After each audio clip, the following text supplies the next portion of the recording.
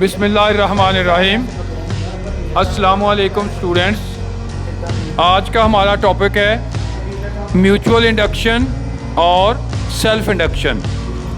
तो आपने mutual induction और सेल्फ इंडक्शन की वीडियो को आखिर तक देखना है ताकि आप लोगों को ज़्यादा अच्छे अंदाज से ये सबक समझ आ सके। सर जी, बिस्मिल्लाहिर्रहमानिर्रहीम। तो स्टूडेंट्स, आज के हमारा जो टॉपिक है, एक्चुअल टॉपिक है हमारा म्यूचुअल इंडक्शन, चैप्टर 15। लेकिन उसके साथ ही मैंने यहाँ ये सेल्फ इंडक्शन भी लिखा हुआ है। तो हम बैक वक्त दोनों को पैरेलल स्टडी करेंगे क्योंकि बहुत सारी बातें इसके अंदर कॉमन है। जब आप इन दोनों को पैरेलल इसका मुतालिया करेंगे तो आपको इस बात का कि म्यूचुअल इंडक्शन में क्या फ़र्क है और सेल्फ इंडक्शन में क्या फ़र्क है, ये कॉन्सेप्ट जो है वो ज़्यादा वाजे होता चला जाएगा। और दोनों का स्टार्ट जो है हम ये Faraday law of electromagnetic induction से ले रहे हैं, जिसके मुताबिक जो इंड्यूस ईएमएफ है this is equal to -n times of delta phi over delta t. अगर म्यूचुअल इंडक्शन की बात करें तो इसमें आप डायग्राम में देख रहे हैं कि जिसमें दो कॉइल्स दिखाई हुई हैं। एक को हम प्राइमरी कॉइल का नाम देते हैं और दूसरी को हम सेकेंडरी कॉइल का नाम देते हैं। प्राइमरी कॉइल के साथ आप देख रहे हैं कि इसमें ये एक बैटरी और पोटेंशियल V जो है वो जुड़ी हुई है। बैटरी के साथ साथ जो है ये एक रियोस्टेट लगा हुआ है, यानी वेरिएबल रजिस्टर लगा है। इसमें ये करंट की डायरेक्शन शो की गई है, ये इस तरह से एंटी क्लॉकवाइज करंट फ्लो कर रहा है। इसके साथ ही स्विच S भी लगा है, जहां से हम सर्किट को ऑन या ऑफ कर सकते हैं। इधर देखें याद में जो सेकेंडरी कॉइल है, जो कि यहाँ से एक मुनासिब फासले पर रखी गई है, यानी ये फासला दोनों के बीच में मुनासिब हद तक होना चाहिए। ये नहीं कि बिल्कुल साथ जोड़ दें या बिल्कुल बहुत दूर फासले पर ले जाएं, यानी इतना मुनासिब फासला हो कि इस कॉइल का जो मैग्नेटिक फील्ड है वो इसको असरअंदाज कर सके। इसके साथ हमने सिंपल एक गलवानोमीटर लगाया जो कि किसी भी सर्किट में करंट की मौजूदगी को डिटेक्ट करने के लिए इस्तेमाल होता है। इस तरफ अगर आ जाएं तो यहाँ पर सिर्फ आपको एक ही कॉइल नजर आ रही है डायग्राम में, और इसके साथ ही हमने ये एक वेरिएबल रजिस्टर यानी रियोस्टेट लगा दिया है, साथ ही उसके बैटरी लगी है जिसका पोटेंशियल जो है वो V के बराबर है, और ये इसके साथ हमने एक स्विच S भी लगाया हुआ है। इस तरफ भी ये स्विच S लगा हुआ है। अब यहाँ आप देख रहे हैं कि स्विच S जो है वो ओपन कंडीशंस में है। ओपन का मतलब है कि सर्किट आपका ऑफ। जहां भी बेटे हम स्विच को ओपन या क्लोज के लफ्ज इस्तेमाल करते हैं, पिछले टॉपिक्स में भी हम ये वर्ड यूज करते चले आ रहे हैं। ओपन का मतलब होता है सर्किट ऑफ, क्लोज्ड का मतलब होता है कि जिस तरह हम कहते हैं दरवाजा बंद कर दिया तो सर्किट आपका ऑन है। तो ये जब हम स्विच को ओपन रखा हुआ है तो आप देख सकते हैं कि यहाँ पर इसके अंदर किसी किस्म की कोई डिफ्लेक्शन जो है वो मीटर के अंदर शो नहीं होगी। क्यों नहीं होगी?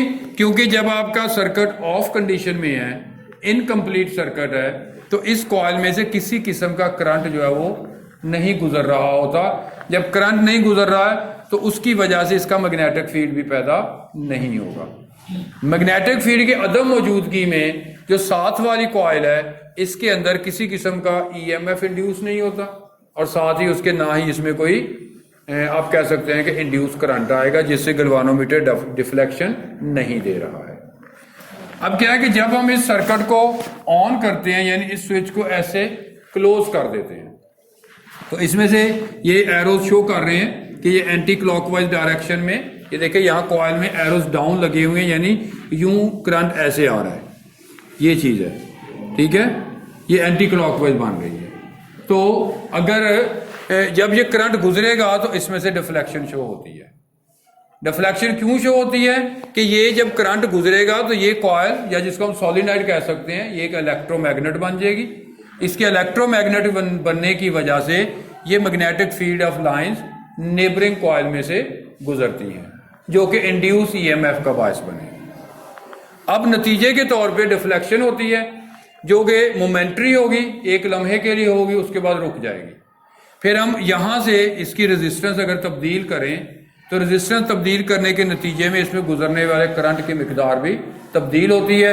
नतीजतन यहाँ पर मैग्नेटिक फ्लक्स में चेंज आता है, जिसके नतीजे के तौर पे इसमें दोबारा से आपको डिफ्लेक्शन जो है वो नज़र आएगी। अगर आप करंट की मिकदार को बढ़ा रहे हैं तो ये राइट डिफ्लेक्शन दे रहा है, करंट की मिकदार को घटा रहे हैं तो ये लेफ्ट डिफ्लेक्शन दे रहा है। और राइट हैंड रूल के तहत अगर ये देखें, अगर मैं इस राइट हैंड रूल को ऐसे बेंड करूं, ये आपकी जो फिंगर्स हैं अगर इसके राउंड में मैं लाऊं तो ये अगर ये देखें, ये करंट की डायरेक्शन ऊपर से नीचे की जानब, तो thumb is giving the direction of the north pole. इसका मतलब अगर मैं इसके साथ ऐसे रखूं इसको तो ये नॉर्थ पोल बन रहा है। This is the north pole, जहां से फील्ड आउट होगा, ये इसका साउथ पोल है। तो इधर से आउट होकर लाइन ऐसे ट्रेवल करती हैं और इसमें से गुजर जाएंगे।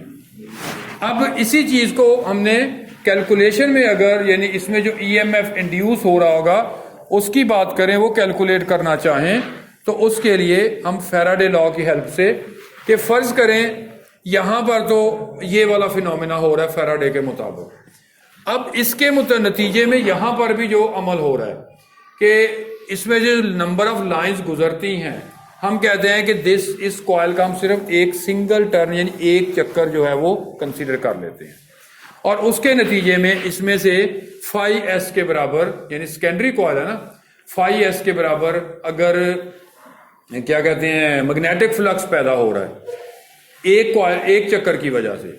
लेकिन हमारी कॉइल एक चक्कर पर तो मुश्तमिल नहीं है, हमारी कॉइल जो है वो एक से ज्यादा चक्रों पर मुश्तमिल है, यानी जो हम कहेंगे कि वो n number of turns per है। तो टोटल फ्लक्स जो हो जाएगा इसमें फिर वो इसके मुताबिक n into delta phi s बटा डेल्टा टी, ठीक है। तो टोटल जो फ्लक्स होगा वो n इंटू फाई एस के बराबर आ जाएगा। अब यहां पे जो n इंटू फाई एस है वो किस वजह से हो रहा है? प्राइमरी कॉइल में पैदाशुदा या इसमें से गुजरे गए करंट की वजह से, यानी इसमें जो भी टोटल फ्लक्स चेंज आ रही है वो इस करंट के ऊपर डिपेंड कर रही है जो इसमें से गुजर रही है।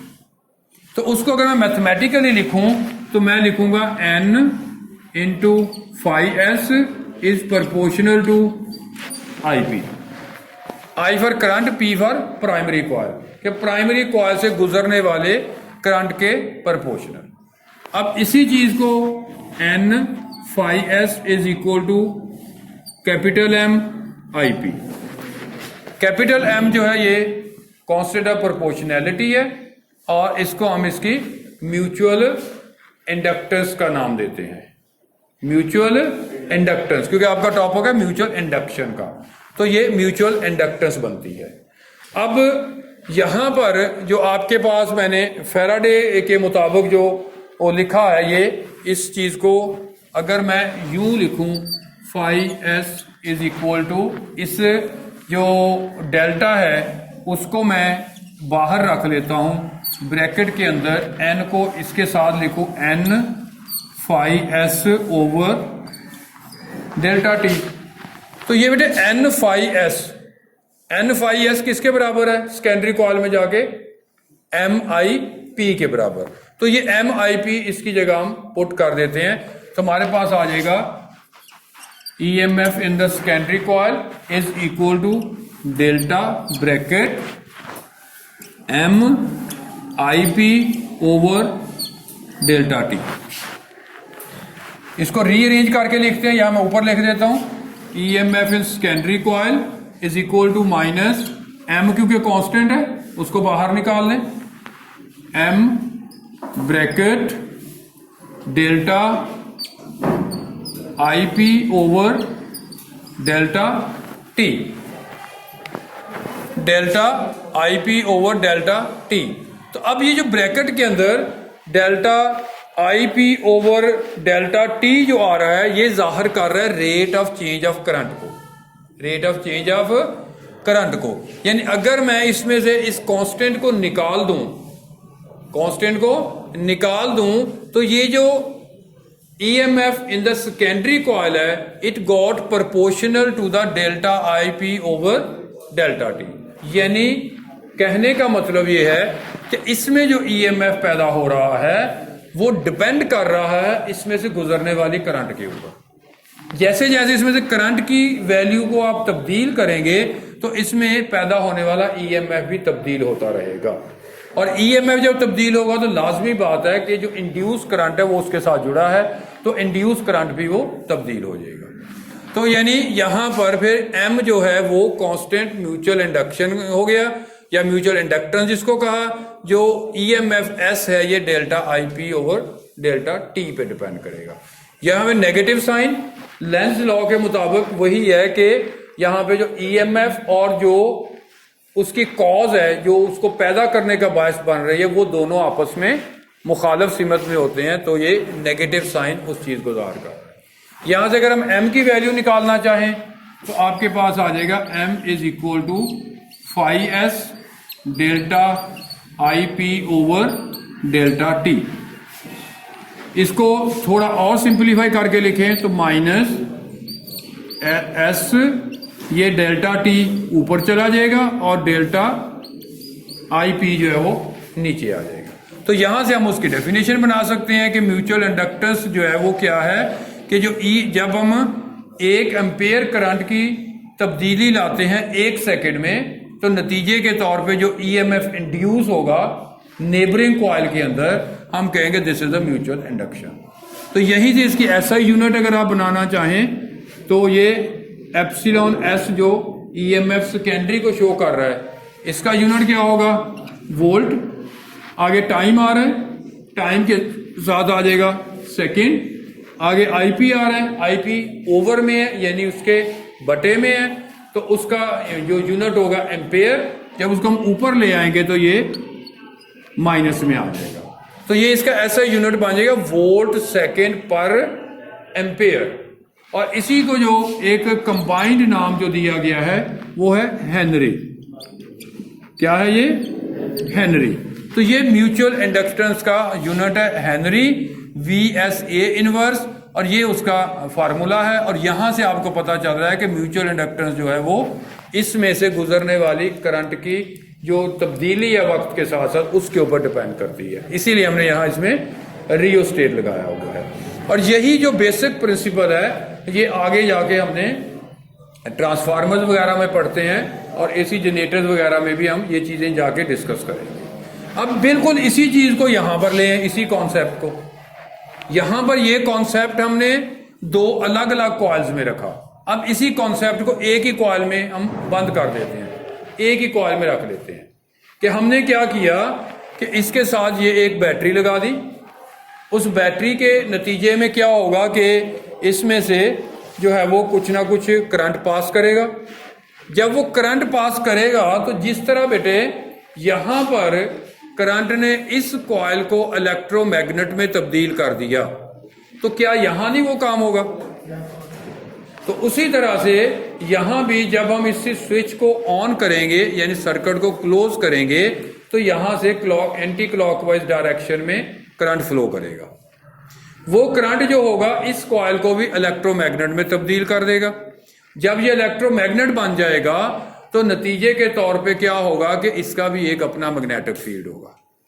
वो मैग्नेटिक फील्ड इस कॉइल में से भी ईएमएफ इंड्यूस करने का बायस बनेगा। यानी इसका जब मैग्नेटिक फील्ड बनेगा तो हम इसको इस तरह से ज़ाहिर कर देते हैं कि ये उसकी लाइंस ऑफ फोर्स हैं which are generating from the right side and terminating on the left side. यानी ये इसका नॉर्थ हो गया, ये इसका साउथ पोल हो जाएगा। अब इसी चीज को अब ये हम कैलकुलेट करते हैं जिस तरह हमने यहां बुनियादी तौर पे म्यूचुअल इंडक्शन के लिए किया। ठीक, जब इसके लिए हम कैलकुलेट करते हैं यहां हम फाई एस और फाई पी का जो कॉन्सेप्ट है वो नहीं चलेगा, क्योंकि यहां पर 2 कॉइल थी। उसको डिफरेंशिएट करने के लिए प्राइमरी कॉइल और secondary coil, IP I S, current in the secondary, current in the primary. यहां पर हम करंट के लिए भी सिर्फ आई इस्तेमाल करेंगे क्योंकि एक ही कॉइल में सारा काम हो रहा है, ईएमएफ भी एक ही कॉइल में हो रही है।